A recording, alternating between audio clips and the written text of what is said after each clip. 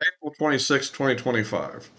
In this video, I want to discuss the ongoing situation of negotiations that are being conducted between basically the Trump administration and the respective parties of Russia and Ukraine in order to end the war in Ukraine. And I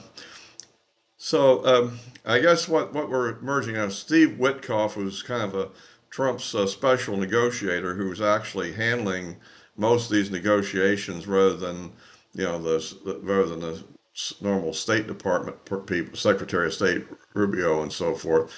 And in fact, he's just conducted another meeting with Putin. And we're beginning to get the outline of what the U.S. proposal is in detail. And essentially, of course, what it comes down to is that we're proposing, uh, first of all, kind of a ceasefire in place with certain exceptions. The I guess Ukraine would presumably well, they're almost pushed out of all Russian sovereign territory right now, anyhow, but the international definition, they would have to withdraw from there. It looks like that on the other hand, Russia would have to give up control of the Zaporizhia nuclear plant, which is got like 5 reactors. It's a big nuclear plant, and that this would eventually fall under some kind of U.S. administrative control, and that also there'd be certain areas that are near Kherson but not in the Kherson area. It's right down that little tip by where the river empties into the Black Sea. They'd have to pull back a little bit from there as well. And other than that, and they'd also have to pull out of the Kharkiv region. They have a small enclave. They've been pushing into Kharkiv. They have to pull back from there. The Russians would, and that would be this basically the ceasefire line. Under the agreement, then the U.S. would recognize the Crimea as being sovereign Russian territory, and the areas that would be controlled by Russian forces within the front lines would be de facto Russian territory, which means I guess the United States would not recognize it as being legitimate, but they would be allowed to keep it. That's a little interesting because that sounds like recipe for future trouble, right? And that is to say, they're keeping it, but it isn't really recognized, and therefore, what happens then? That is one of the issues. So, but anyway, that's the essence of the Trump plan, that Ukraine would not become a member of NATO. The other thing that's come late in the game, there's some discussion over what degree of what kind of an army the Ukrainians would be allowed to keep and what degree of war production they would have. And apparently, the last Wyckoff meeting was sort of pushing the Russians into accepting that. Now, and whereas the Russians had previously insisted that the Ukrainian army be no more than maybe 85,000 troops, and so and maybe some restrictions on the type of weapons they would have. So this is kind of what's being kicked around now. The Ukrainians, for their part, and Zelensky has pretty much rejected all of this, and has basically rejected the idea of Crimea being ceded to Russia, that and that and that ultimately that they're insisting on the right to regain all the territory up to 1991 borders. So we can see there's a big impasse, even though President Trump talks optimistically about the negotiations. Um, so at any rate, and it's also unclear whether or not the Russians really agreed to this either or not. I mean, sometimes they sort of say, yeah, they will, but then sometimes they sort of maybe not. So at any rate, that's kind of the state of the situation. If you like these videos, please give me a like, subscribe, and click the bell for notifications, or you can follow me on Rumble at the address that's in the description below. So yeah, so that's where we are right now, and it'll be interesting to see how this plays out. Like I said, the Russians have previously insisted on a complete withdrawal of Ukrainian troops from all the 4 areas that they claim. Zaporizhia, Kherson, Donbass, and Luhansk. And Luhansk is about the only one that the Russians pretty much have control over right now. They have a lot in the Donbass, and they have portions of the others, but there's a lot they don't have. And and and it's unlikely the Ukrainians are going to agree to demilitarize down to 85,000 troops. So I don't know. That's going to be. On the other hand, what kind of aid will they be getting from the United States going forward? Also, is a good question. I mean, after all, a lot of what they've been doing has been basically primarily bankrolled by the United States and to some degree certain European Union countries, of course, but mostly the United States up to now. So that is the situation. Um, Another way of looking at this, and I'm kind of interesting, has the Russians really agreed to this United States proposal? I mean, they're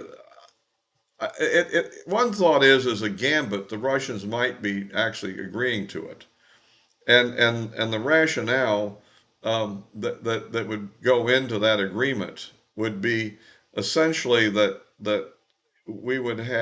they would be figuring that Ukraine will reject it, which it sounds like they're rejecting it right now, and so so the plan for Russia then in that scenario would be to agree to it. By the way, there's another thing I didn't mention, which is important too, would be the lifting of the sanctions that have been imposed on Russia. And that's a real sweetener, right? I mean, if you get rid of all these sanctions about, banking and trade and restrictions on what you can sell your oil for and who you can sell it to and all that kind of stuff, if that all goes away, that could, because that gets into the issue, to what degree does Putin and his key advisors do they believe that this war, what the action they took in 2022, was that a mistake, or do they think it was still a valid decision? Now, obviously, publicly, they're not going to say, "Oh, gee, we made a mistake." I mean, when you're an authoritarian leadership kind of thing like they are, you don't do that. Your decision is always declared to be right, even if it's wrong, right? I mean, that's just the way it goes. I mean, but inwardly they may still think it's a mistake. And if it is, if they feel that way, then this is kind of a way to get out of the jam that they got themselves into, right? To accept Trump's proposal and then see what happens. If it does happen, well, they have about everything that they really wanted to have. They've secured the Russian ethnic areas, at least the bulk of them, and they got Crimea back, and and a lot of the sanctions would be gone, and they could the economy could get back a little bit like it was. Although a lot of people claim their economy's been doing fairly good anyhow. That's a that's a controversial subject, I guess. So I'm at this point, it all depends on how much who's telling the truth, who's right about that. Are the people that or the Daniel Davis deep dive and the people on the Judge Napolitano show and other similar podcasts, are they right, or is the mainstream media right that the Russian economy is in bad shape? We do know they have a pretty high inflation rate. I think we do know that.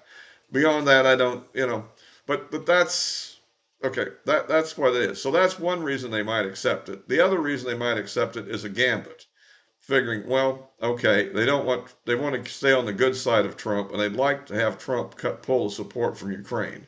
So the way to do it is to agree to Trump's position and then hope that Zelensky rejects it, which he sounds like he's going to. If he rejects it, and if Trump goes forward with the claim that, okay, in that case we're just going to wash our hands of the thing and pull out and quit supplying weapons and money to Ukraine, they'll eventually collapse on their own. I mean, sure, maybe EU countries will try to make up the slack, but they really can't, particularly in terms of weapons.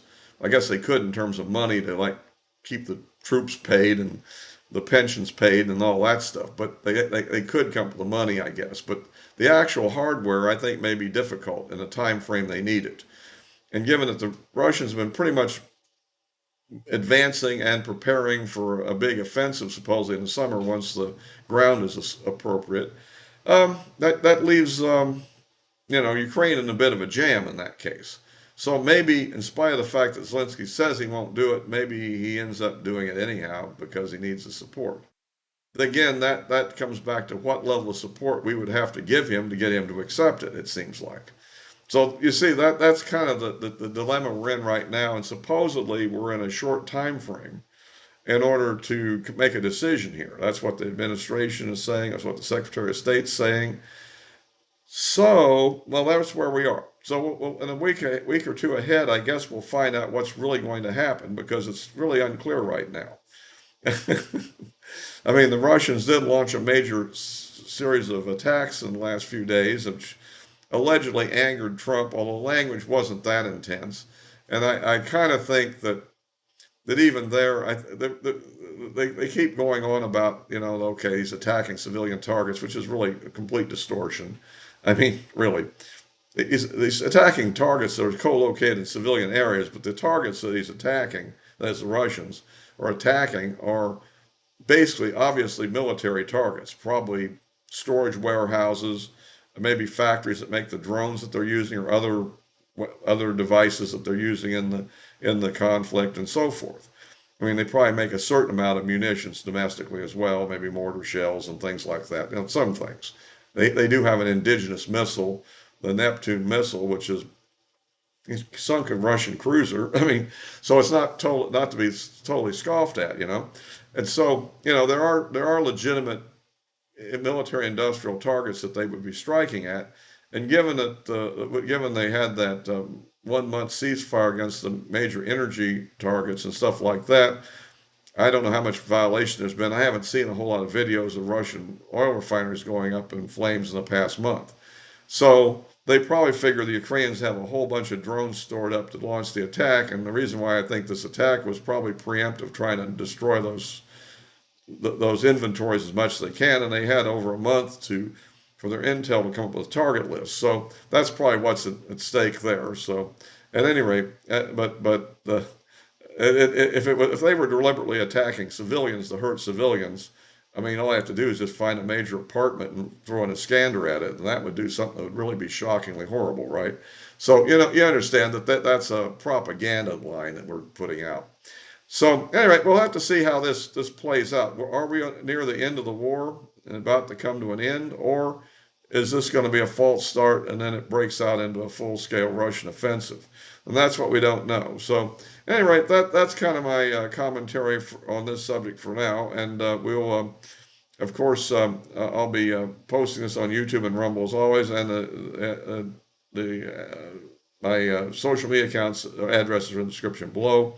So, and of course, I most commonly post on X my thoughts from time to time. So, so you can follow me there if you want to see what I'm thinking between videos. All for now.